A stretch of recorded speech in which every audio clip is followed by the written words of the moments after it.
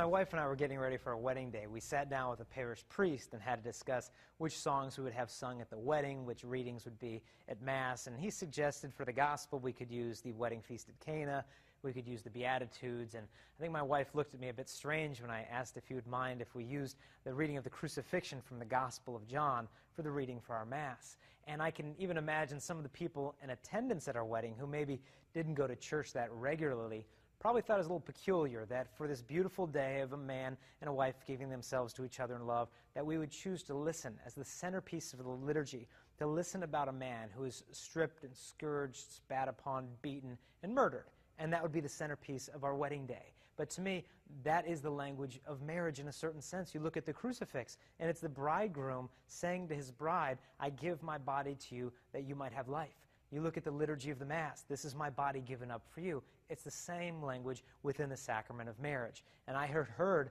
of another young man for his wedding day, during the wedding reception, instead of taking off his bride's garter and throwing it to a bunch of single guys, instead of repeating that useless tradition, what he did instead is he had his bride sit down in the reception hall in front of all of the wedding guests, and he had brought over a bowl and a pitcher of water. And he got down on his knees before his bride, took off her shoes, and he washed her feet in front of everyone in attendance, telling them, I'm going to be the head of this family, and as the Christian head of this family, I'm going to serve in humility, serve my bride, and serve the children that she blesses me with. And so through this example of sacrifice and service that we've been given in Christ, every husband can look to that as an icon of what it truly means to love a woman before marriage and even within the sacrament of marriage. So whenever we lose sight of what love is truly about, all we need to have is a crucifix to remind us. So in the meantime, stay strong and pure. God bless.